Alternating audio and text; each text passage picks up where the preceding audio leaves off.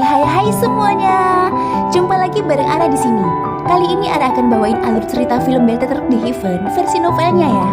Dikarenakan Ara sudah putus kontrak dengan channel sebelumnya, jadi Ara akan kembangin channel Ara sendiri. Semoga sobat pecinta film Donghua semua terhibur dan mohon supportnya dengan cara subscribe, like dan komennya. Tanpa berlama-lama lagi, yuk langsung masuk ke alur ceritanya. Melanjutkan cerita dari episode sebelumnya ya. Di episode sebelumnya, Xiaoyan menyerahkan pil obat kepada Feng Shui untuk dibagikan kepada para pejuang sensi yang masih hidup. Pertempuran dahsyat ini membuat para pejuang sensi bertarung begitu keras dan hampir membunuh mereka semua di bintang. Semuanya musnah pada saat ini, dan bahkan dewa virtual mereka pun dihancurkan oleh Xiaoyan. Pada saat ini, beberapa sosok dari dunia sensi datang menghampiri, membawa serta seorang pria yang diikat. Dengan tergopoh-gopoh, sosok itu berkata, "Ayah, ini pemimpin mereka. Ada beberapa orang lain yang tidak terlalu patuh dan sudah kubinasakan." Ucap Xiao Yueli, tangannya memegang pria Taisu itu dengan satu tangan, seperti memegang ayam yang memberontak dari cengkraman tuannya. "Sudah kukatakan, kamu boleh membunuhku, tapi kamu jangan menghinaku," ucap pria Taisu itu. Cih! Setelah kata-kata itu jatuh, sebuah belati menusuk perutnya, organ dalamnya berhamburan, dan darah segar mengalir keluar dari dalam perutnya. "Jangan bunuh aku tidak akan mengatakan apapun lagi." Pria itu mengerang kesakitan. Dengan rasa sakit yang menjalar di tubuhnya, pria itu memohon agar tidak dibunuh. Xiao Yueli berkata dengan dingin, "Kamu tidak akan mati. Bahkan jika Dewa Abadi menikahmu berulang kali dengan pedang, kamu tetap tidak akan mati." Pria itu tampak makin kesakitan. Kali ini dia tidak hanya menendang sebuah pelat besi, tapi dia juga menendang apa saja yang ada di dekatnya. Xiaoyan mendekati pria itu dan menempelkan telapak tangannya langsung ke roh surgawinya. Sekarang Xiaoyan bisa melacak keberadaan jiwanya tanpa perlu bicara omong kosong. "Jangan, tolong, jangan ambil jiwaku." Pria itu mendesis minta ampun, tapi Xiaoyan memasang ekspresi dingin dan terus mencari jiwanya. Saat dia mengobrak-abrik ingatannya, tiba-tiba tubuh pria itu mulai membesar dengan cepat, dan dia akan menghancurkan dirinya sendiri. "Lari! Cepat segera pergi!" Xiaoyan meraih pria itu, menghentakkannya dengan guntur yang ekstrim. Dengan kecepatan kilat, Xiaoyan terbang menjauh dari bintang-bintang dengan kecepatan yang sangat cepat. Jika Dewa Abadi menghancurkan dirinya sendiri, kekuatannya akan tidak terbayangkan. Namun tampaknya pria itu sendiri tidak bisa mengendalikan penghancuran diri tersebut. Tubuhnya menggembung seperti bola karet, namun matanya penuh dengan keinginan untuk hidup, dan ia tidak ingin mati. Xiaoyan melemparkannya ke dalam kehampaan hanya untuk beberapa tarikan nafas, tapi dia tidak bisa menghindarinya. Bang! Pria itu menghancurkan dirinya sendiri. Saat meledak, area sekitarnya dipenuhi dengan kilat emas.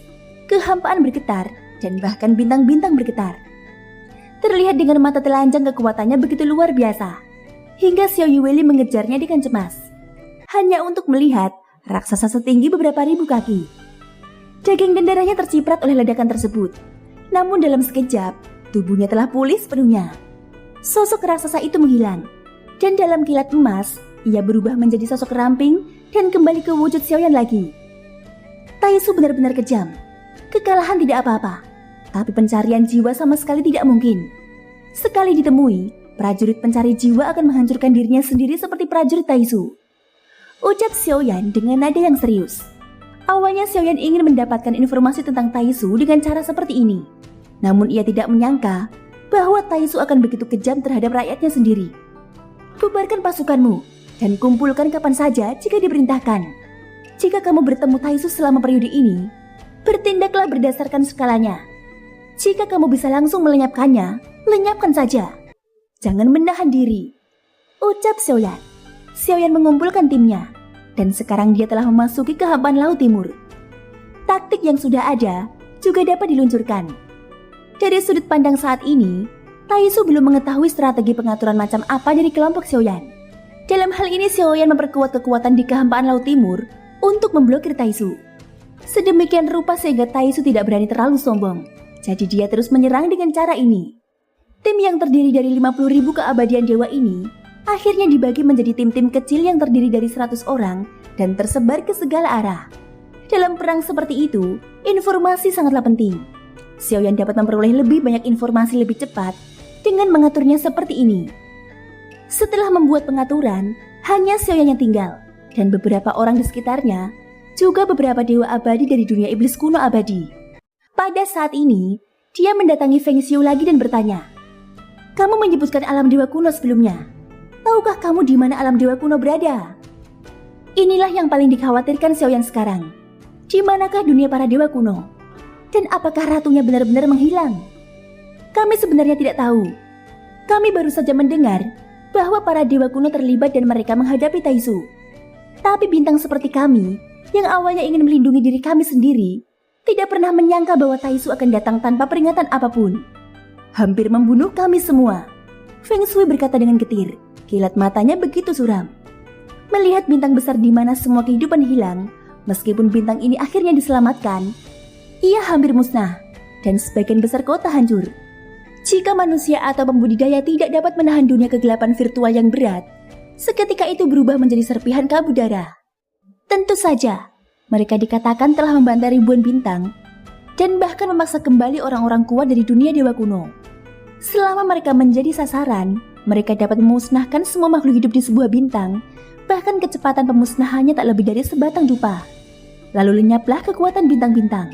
Kekuatan taktik Taizu adalah melawan lautan manusia dengan bantuan armor besi Yuanzhen, dan itu akan sulit untuk dihadapi. Meskipun saya tidak tahu apa yang para senior bicarakan, saya memiliki peta bintang di sini, yang sangat akurat. Namun beberapa bintang di dalamnya telah menjadi bintang yang tidak berguna. Ucap Feng Shui. Feng Shui sangat pintar. Ketika Feng Shui melihat Xiaoyan dan yang lainnya baru saja masuk ke sini, jadi ketika mereka tiba di daerah yang tidak diketahui, mengirimkan peta bintang adalah pilihan terbaik. Dan itu juga hal terpenting bagi Xiaoyan. Dengan peta bintang sebagai panduan, Tuan Xiaoyan setidaknya dapat menghindari banyak jalan yang memutar. Kecil kemungkinan untuk tersesat. Ucap Feng Shui. Apakah mereka memiliki benteng tempat untuk bersembunyi? Xiaoyan terus bertanya. Ya, jari Feng Shui bergerak mengarah ke peta bintang dan menunjukkan lokasi di mana benteng Taizu berada. Kemudian dia berkata, alasan kenapa aku mengetahuinya adalah karena jaraknya yang sangat dekat. Dan yang lebih tidak masuk akal, invasi Taizu tidak langsung membersihkan area sekitar, tapi menyerbu secara tidak teratur. Sungguh ini tidak bisa ditebak. Ucap Feng Shui, dia juga sangat bingung. Jelas mereka yang tidak ada hubungannya dengan pergerakan kehampaan Laut Timur, tentu saja memiliki pengetahuan tentang bahaya. Bawa orang-orangmu dan ikut kami. Bintang ini tidak lagi aman. Bala pasukan Taizu akan segera tiba. Xiaoyan segera memberi perintah. Xiaoyan masih mengetahui sesuatu tentang Taizu. Jadi Xiaoyan tidak ingin lagi tinggal di bintang Haomi lebih lama lagi, dan harus pergi meninggalkan tempat ini secepat mungkin. Sepertinya Taizu ingin membuat medan perang kacau dengan cara seperti ini, dan membubarkan kekuatan konfrontasi, sehingga dia tidak akan menghadapi banyak musuh yang kuat. Jika pertempuran dibubarkan, keuntungan Taizu akan semakin besar. Saya tidak tahu siapa pemimpin Taizu. Dia bisa masuk lebih dulu dari pasukan Taizu dan berhasil menerobos kehampaan Laut Barat. Dia jelas bukan orang biasa. Meski Laut Barat telah runtuh, sang ratu tentu tidak tinggal diam selama periode ini. Medan perang itu seperti permainan catur. Menang atau kalah dalam permainan catur tidak hanya bergantung pada kekuatan sendiri, tetapi juga siapa yang bisa menentukan kemenangan atau kekalahan itu. Itulah yang disebut pemain catur. Pada saat ini, 2 kapal Bahtera telah tiba. Xiaoyan dan yang lainnya buru-buru meninggalkan bintang besar. Dilihat dari atas Bahtera, bintang besar ini benar-benar kosong dari manusia. Tidak ada tanda-tanda kehidupan. Kehampaan Laut Timur sangat luas dan besar. Kehampaan tersebut cukup aman untuk bersembunyi di dalamnya.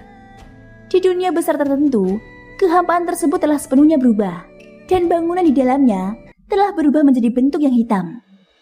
Di aula terbesar dalam batas, cahaya biru berkedip di sini, yang merupakan peta bintang dari seluruh kekosongan kehampaan Laut Timur, dan keberadaan setiap bintang dapat terlihat dengan jelas.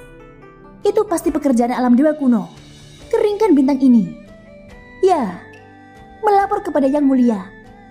Yang Mulia kedua, Tuan Su mengirim mendiang Raja Sukian Taiyi untuk datang membantu, dan ketiga putri juga akan tiba. Thank you guys sudah mendengarkan ceritaku di episode kali ini sampai akhir. Ikutin terus kelanjutan episode-episode berikutnya ya. Semoga hari kalian menyenangkan. Sampai jumpa dan bye-bye.